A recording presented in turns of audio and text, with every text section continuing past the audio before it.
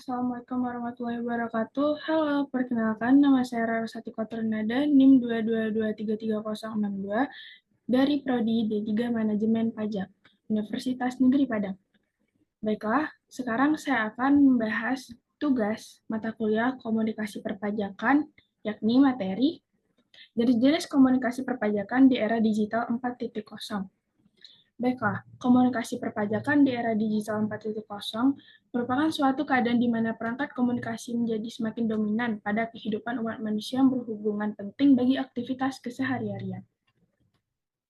Lalu, ada pula dampak positif dan negatif dari era digital 4.0, yakni ada dampak positif. Teknologi digital antara lain mempercepat komunikasi dan mempermudah pekerjaan. Contohnya seperti tahun lalu kita mengalami bencana COVID-19 yang membuat kita tidak bisa melakukan aktivitas keluar rumah dan yang mengakibatkan kita harus karantin di rumah. Karena itu banyak sekali pekerjaan-pekerjaan yang terhambat karena tidak bisa pergi ke kantor. Lalu adanya dampak positif di era digital saat ini bisa mempermudah pekerjaan melalui Zoom atau WFH, work from home. Baiklah, itu salah satu contoh dampak positifnya. Lalu ada dampak negatif di era digital saat ini. Dampak negatif antara lain menumbuhkan individualisme, fitnah, dan sikap antisosial. Banyak sekali contohnya seperti banyak saat ini anak-anak yang menjadi sedikit antisosial karena sudah kecanduan pada era digital atau seperti handphone dan juga laptop. Jadi itu membuat banyak anak-anak muda saat ini menjadi sedikit ansos, antisosial, dan menumbuhkan individualisme pada sesamanya.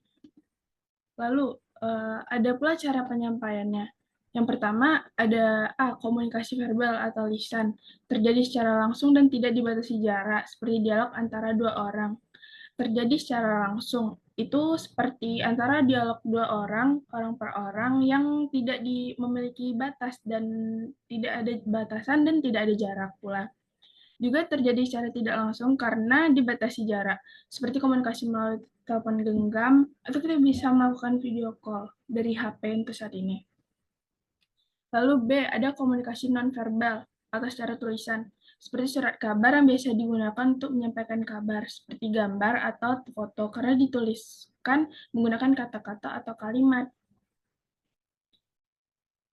Lalu ada pula perilaku dan sikap yang terjadi pada komunikasi di era digital saat ini. Contohnya adalah komunikasi formal. Komunikasi formal merupakan komunikasi yang terjadi antara organisasi maupun perusahaan dengan tata cara yang telah diatur sebelumnya, sesuai dengan struktur organisasi. Dalam komunikasi formal, maka seseorang umumnya menggunakan tempat, tata bahasa yang terlihat lebih baku dan formal dibandingkan ketika melakukan komunikasi non-formal. Contohnya adalah ketika seminar. Nah, ketika seminar itu biasanya orang melakukan komunikasi biasanya secara formal, tidak dengan bahasa yang baku dan tidak santai begitu. Lalu ada komunikasi informal. Berbeda dengan komunikasi formal, komunikasi informal terjadi ketika adanya seseorang atau lebih baik dalam organisasi maupun sesuatu perusahaan yang tidak ditentukan sebelumnya dalam suatu struktur organisasi maupun tidak mendapatkan kesaksian resmi. Apabila komunikasi informal terjadi, kemungkinan besar tidak akan mempengaruhi kepentingan dari suatu organisasi maupun perusahaan tersebut. Contohnya seperti desas-desus gosip maupun kabar burung. Dan itu tuh tidak pasti ya teman-teman. Lalu ada komunikasi nonformal. Komunikasi nonformal adalah ketika komunikasi terjadi di antara komunikasi yang memiliki sifat formal dan informal, yaitu ketika komunikasi tersebut berhubungan dengan pelaksanaan suatu tugas maupun pekerjaan dari organisasi serta perusahaan dengan kegiatan yang sifatnya adalah pribadi dari anggota dari organisasi atau perusahaan tersebut. Contohnya seperti perayaan ulang tahun perusahaan, ulang tahun organisasi, dan lain sebagainya. Berikutnya, ada berdasarkan kelangsungannya. Baiklah, suatu komunikasi itu ada berdasarkan juga suatu kelangsungannya, teman-teman. Contohnya seperti yang pertama, komunikasi langsung, yaitu komunikasi yang dilakukan secara langsung tanpa bantuan perantara orang ketiga, ataupun melalui media komunikasi yang ada dan tidak dibatasi jarak. Jadi, teman-teman, komunikasi langsung itu merupakan komunikasi yang tidak ada batasannya atau orang ketiganya, atau tidak ada perantara sama sekali. Contohnya, kita berbicara secara langsung gitu.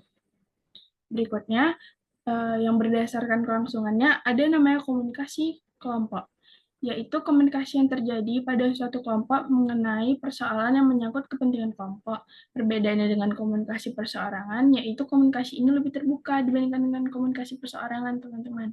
Karena kalau komunikasi perseorangan itu biasanya menyangkut hal yang lebih pribadi antara orang ke orang. Kalau kelompok itu biasanya membahas suatu hal yang lebih terbuka.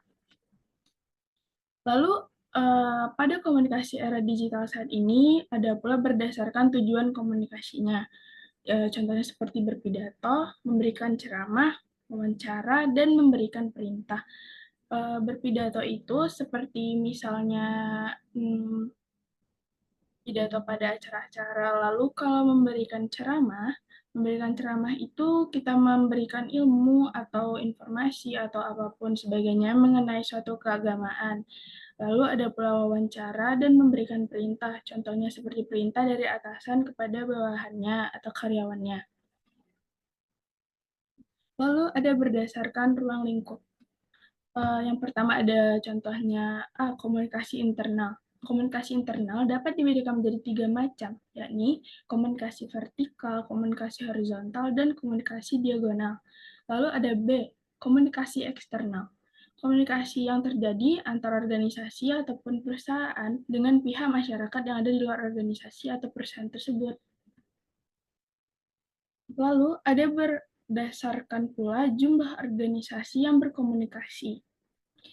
Contohnya, komunikasi perseorangan, yaitu komunikasi yang terjadi dengan cara perseorangan atau individu yaitu antara pribadi dengan pribadi mengenai persoalan yang bersifat pribadi juga seperti tadi. Contoh yang saya contohkan adalah pembicaraan antara dua orang yang mengenai tentang pribadinya dengan pribadinya masing-masing. Dan itu tidak bersifat terbuka. Lalu ada komunikasi kelompok, yaitu komunikasi yang terjadi pada kelompok mengenai persoalan-persoalan yang menyangkut kepentingan kelompok. Komunikasi kelompok ini biasanya dilakukan untuk membahas persoalan tentang suatu kelompok. Itu contohnya seperti pembahasan mengenai kemajuan pada kelompok ini dan ini, gitu. Lalu ada berdasarkan peranan individu. Komunikasi antar individu yang lain dan individu bertindak sebagai komunikator mampu mempengaruhi individu yang lain.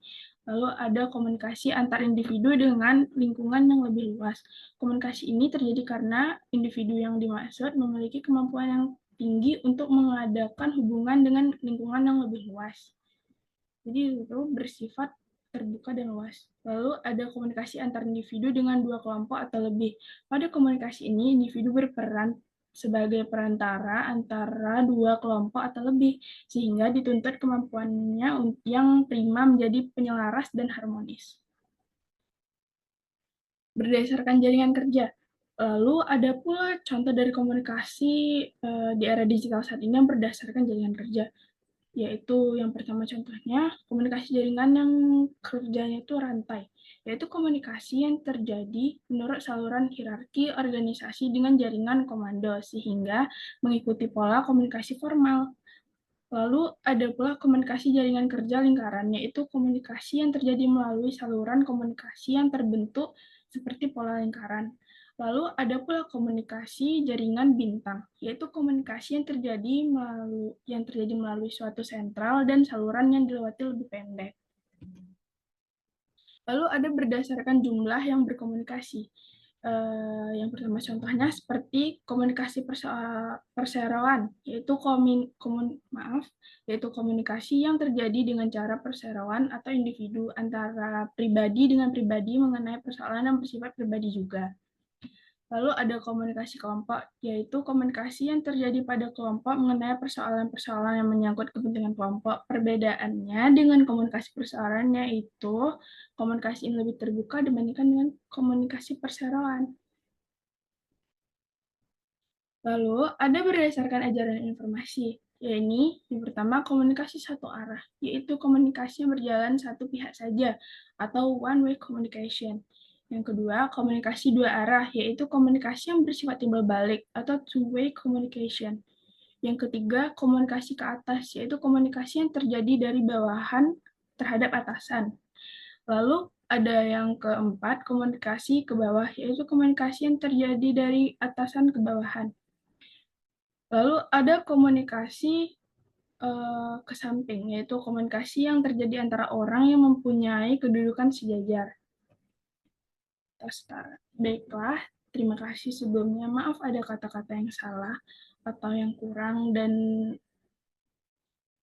tidak sempurna sebelumnya karena saya masih belajar. Dan terima kasih sebelumnya kepada Bu Cici yang sudah memberikan tugas dan informasi yang sangat luas bagi saya. Baiklah, terima kasih.